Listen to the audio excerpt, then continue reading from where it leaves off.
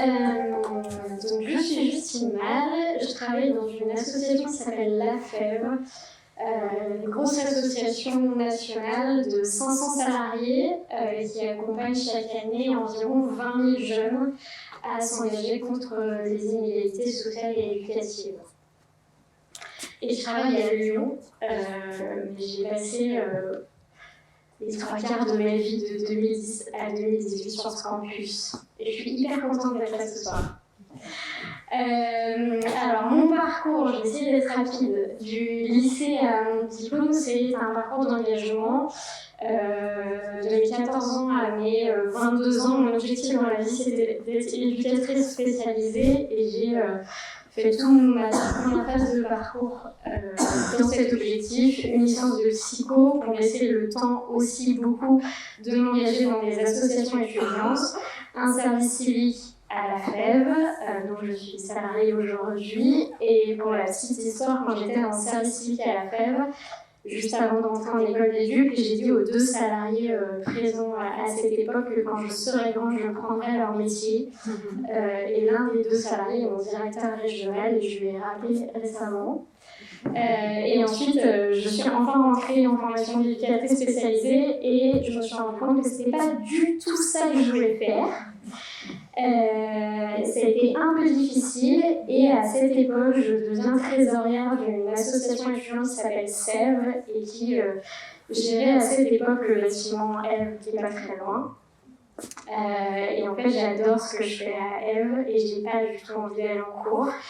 Et je regarde ce que j'ai fait ces 10 dernières années et en fait, à côté de lycée et de mes études, à chaque fois, le fil rouge, c'était l'engagement associatif. Dans plein d'assos que je vous ai mis là. Et donc je quitte l'école d'éducateur spécialisée, je deviens présidente de cette association. Donc j'ai des responsabilités à 22 ans qui me dépassent complètement, parce que je deviens manager de 15 salariés, un budget de 500 000 € et quand je le dis maintenant, ça me fait un peu trembler. Et donc je suis accompagnée par le Lépitosé avec un statut d'étudiante entrepreneur qui m'a permis de monter en compétences vitesse grand V, notamment sur les compétences financières, économiques et le management. Et avec tout ça, je me dis ok, donc j'ai vraiment envie de bosser dans l'ESS, comment je fais? Et du coup, je suis entrée à Sciences Po Grenoble, au master économie sociale et solidaire. Je savais bien que j'avais un petit train de retard sur la théorie, mais je me suis dit c'est pas grave, on va y aller quand même. J'ai réussi, ça s'est plutôt bien passé, un stage, une alternance, et puis avant de finir mon mémoire, j'ai été embauchée à la Fève à Lyon et je n'en suis pas partie depuis. J'ai commencé sur un poste de coordinatrice de tiers-lieux où j'accompagnais des adolescents à gérer un lieu. En fait, je retrouvais mon Ève, mais c'était plus des ados, des étudiants, c'était des ados. Et puis, chef de projet et aujourd'hui délégué enseignement supérieur. On m'a demandé ce que je faisais au quotidien et vraiment la question n'était pas si facile. Donc j'ai regardé mon agenda et je me suis dit, je passe ma vie à être en réunion et à répondre à des mails. Ok, qu'est-ce que je fais vraiment? Et en fait, je parle aux gens toute la journée, par écrit et à l'oral, je ne fais vraiment que ça.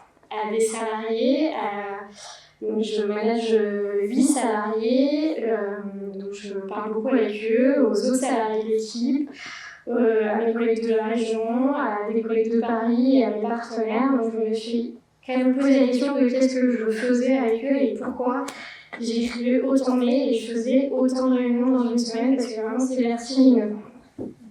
Donc je vous ai mis les grandes catégories de ce pourquoi je passe ma vie à écrire des mails et répondre à des mails et être en réunion. Et pour vous donner quelques exemples sur mes dernières semaines, qu'est-ce que j'ai fait pas plus tard que cet après-midi, j'ai été 1h30 avec une salariée que je manage pour faire un point sur comment ça va, comment va sa charge de travail, où elle en est ses objectifs et les différents dossiers qu'elle porte, et l'aider aussi à planifier les prochaines semaines, premiers mois, petite vigilance en même temps sur les heures supplémentaires et on planifie les temps de récup parce qu'on fait attention à soi. Hier matin, j'ai fait 1 heure de suivi de factures à relancer les partenaires qui ne m'avaient toujours pas payé. Sinon, je me faisais moi-même harceler par mon service comptable. Et ensuite, j'ai animé 2 heures de réunion passionnante avec une autre association qui s'appelle Job IRL, où on crée un projet sur 3 ans pour faire découvrir l'enseignement supérieur et le monde du travail à des collégiens de Lyon, de Grenoble et de Romans-sur-Isère. Et enfin, j'ai depuis plusieurs semaines des réunions très régulières avec une partenaire avec qui je travaille très bien, qui est Sciences Po Lyon, parce qu'ensemble on a une grosse action pour faire connaître l'enseignement supérieur à des élèves de la ruralité, et malheureusement il y a 1 mois on a appris que 80% de notre financement a été supprimé à cause des coupes budgétaires. On a perdu 30 000 € et donc on s'appelle toutes les semaines pour trouver des solutions, pour trouver d'autres financements, et on travaille avec les collèges qui eux-mêmes trouvent des financements. Et peut-être qu'on va réussir à faire venir ces collégiens du fin fond du Rhône à Sciences Po Lyon cette année. Les compétences clés, je me suis demandé qu'est-ce qui serait important pour moi si je recrutais une personne à ma place. Des compétences émotionnelles et sociales, une vision stratégique, la gestion de projet et la communication et des prises de parole en public. C'est un peu de tout ça à la fois, et pareil, si je peux vous donner une mise en situation qui m'a pris la tête ces 2 dernières semaines où j'ai l'impression d'avoir utilisé à peu près toutes ces compétences. C'est encore une histoire de coupe budgétaire, je suis désolée, je suis vraiment là-dedans depuis 1 mois. On recrute énormément de volontaires en service civique à la FEB. À la FEB Lyon, c'est 120 jeunes en service civique qui sont déjà avec nous. Et on les recrute entre septembre et décembre. Et on en avait encore 30 à recruter en novembre-décembre. Et la semaine dernière, on apprend du jour au lendemain, par un petit message à l'hygiénie, que l'agence du service civique n'a plus de financement et nous ne pourrons plus recruter de volontaires en service civique. Donc là, en plus, la personne qui a passé l'info aux 500 salariés n'a pas fait de réforme, donc on reçoit ça à 12h30, donc à 14h, j'ai 5 salariés dans mon bureau, complètement paniqués et angoissés de « Justine, qu'est-ce qu'on va faire ?» Et donc là, capacité d'écoute, compréhension de ses émotions et celles des autres. C'est la merde les gars, mais ça va bien se passer. Je vais aller chercher des informations au niveau hiérarchique, à plusieurs niveaux hiérarchiques pour comprendre ce qui se passe. On va prendre le temps de comprendre, on va voir ce qui est possible de faire, et puis on va réfléchir surtout à quand et comment on communique cette merveilleuse information à nos partenaires.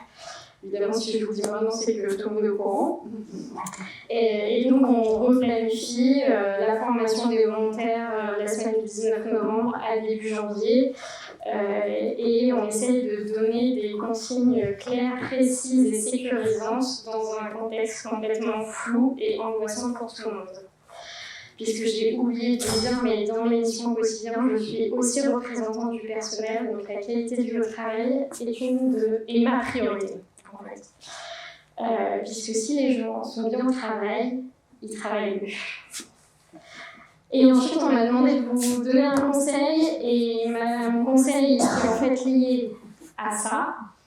N'attendez pas d'avoir tout ça pour répondre à une fiche de poste, parce que moi-même, je ne suis pas experte sur ces 4 compétences, mais je sais que mes compétences émotionnelles et sociales, et la communication, je suis quand même plutôt très bonne, la gestion de projet aussi, et la vision stratégique, en fait, je la développe et je la renforce jour après jour, et puis en fait, je suis accompagnée par un des meilleurs managers qui existent sur la Terre, et voilà, et donc voilà, en fait, surtout connaissez vos forces, soyez conscients et n'hésitez pas à dire les compétences sur lesquelles vous avez besoin de soutien, parce que en fait, le monde du travail, c'est ça.